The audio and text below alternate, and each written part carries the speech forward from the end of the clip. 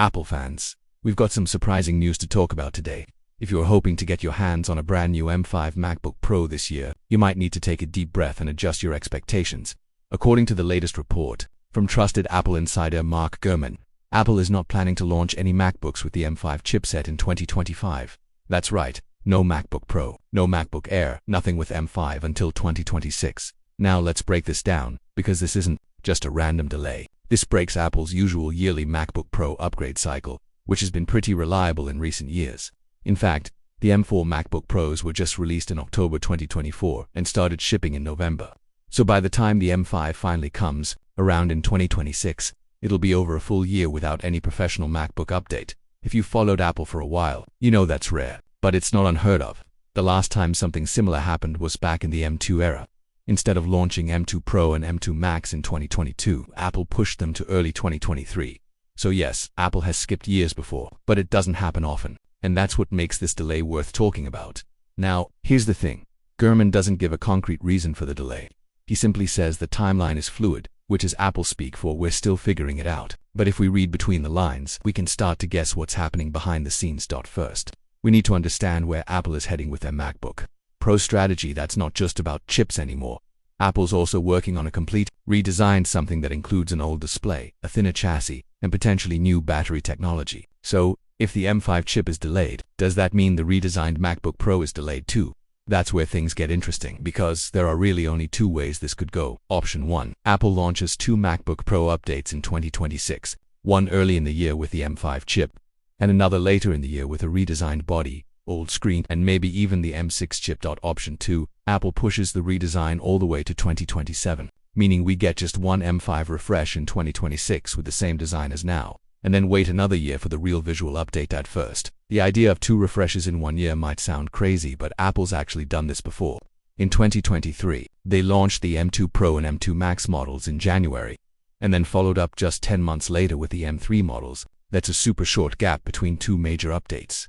And even earlier, Apple replaced a 15-inch MacBook Pro with the 16-inch version, just months after a regular update. So Apple does have a history of making big changes fast, especially when a major redesign is in the pipeline. And that brings us to one of the biggest questions people are asking right now. Should you even wait for the M5 MacBook Pro? Honestly, for most people the answer might be no, because if we're being real, the M5 is just going to be a spec bump. Sure, it'll be a bit faster, maybe a bit more power efficient, but if you're using an M3 or M4 MacBook right now, you're already running a machine that's incredibly powerful, probably more than most people even need. Apple's silicon changed the game back in 2020. These chips are fast, efficient, and reliable, and unless you're doing something like 3D rendering, professional level video production, or AI development, the M4 and even the M3 are more than good enough for daily use, content creation, and professional workloads. And here's the best part. When the M5 MacBooks finally launch, the older M3 and M4 models are going to get serious discounts.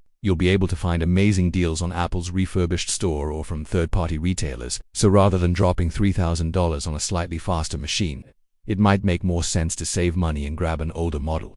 On the other hand, if you're looking for something truly new, something that's not just a chip refresh, then your best bet might be to wait for the redesigned MacBook Pro with old, because that update is expected to be a real game changer. Let's talk about that. The move to old will be one of the biggest changes to MacBooks in years. We've already seen old come to the 2024 iPad Pro, and it completely transformed the device. The screen is stunning. It delivers deep blacks, vibrant colors, better contrast, and significantly improved power efficiency. Apple's using what's called a double stacked old panel, and that brings even more benefits. Not only is it brighter, but it also lasts longer, and this is key for MacBooks. These machines are built to last 5, 6, even 10 years. So display longevity actually matters. With old, Apple can finally offer a premium display that holds up over time. Plus, old is thinner than mini LED. That means Apple can reduce the thickness of the display lid. And that brings us to the second major change, a thinner chassis. Apple is clearly chasing thinness again. We saw it with the new iPad Pro, which is shockingly thin. And there are rumors that the upcoming iPhone 17s will be one of the thinnest iPhones ever. So naturally, the MacBook Pro is next. Now, I know what you might be thinking. Haven't we done this before? Didn't the obsession with thin MacBooks lead to the butterfly keyboard disaster back in 2016? Yes, but this time, Apple seems to be more cautious. Back then, they sacrificed everything for thinness, proper keyboards, useful ports, battery life. This time, Apple has more tools at its disposal. Old displays allow for thinner lids. Apple Silicon is more power efficient, so you don't need massive fans or heat sinks. And most importantly, Apple is reportedly looking at new battery technology, specifically silicon carbon battery cells.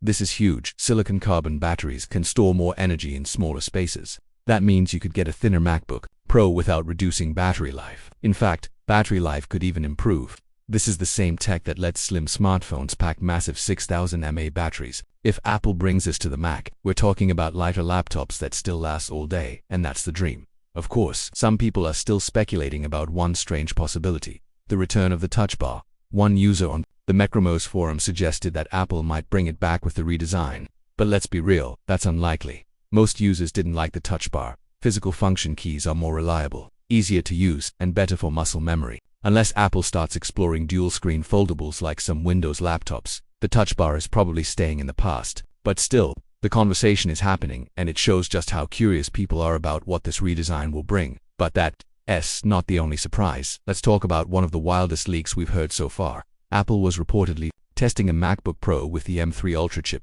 Yes, really? According to a leaker named Bibly, there are code references to unreleased 14-inch and 16-inch MacBook Pros with the M3 Ultra. These references were found inside an iOS 18 beta build, and the model codes suggest Apple was seriously testing these machines. Just to give you the idea of the power we're talking about here, the M3 Ultra has 32 CPU cores, or 80 GPU cores, and supports up to 512 GB of unified memory. That's double what the M4 Max offers today, so why didn't it launch? Simple. Thermals and battery life. The M3 Ultra is a monster, but monsters run hot, and putting that kind of chip into a portable device, even one as large as the 16-inch MacBook Pro, is risky.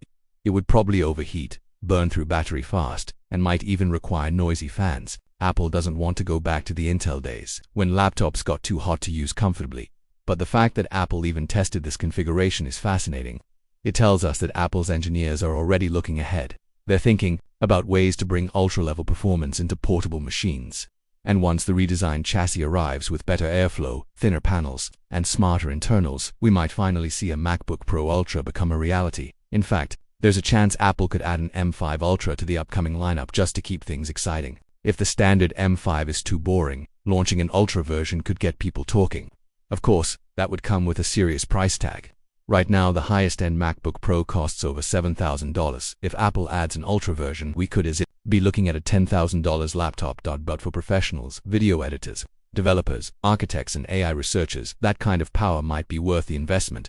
So let's sum it all up. Apple is delaying the M5 MacBook Pro until 2026. That breaks their usual yearly update cycle, but it likely sets the stage for a big year in 2026. We'll probably get a spec bump M5 update early in the year, and then a redesigned old MacBook Pro later that same year, possibly with new battery tech, possibly with an Ultra version. In the meantime, M3 and M4 models will become more affordable. They're still incredibly powerful and a great value for most people. So the question is, do you wait or do you buy now? That's up to you. But one thing's clear, Apple's next move is going to be big, and we'll be here to cover it all.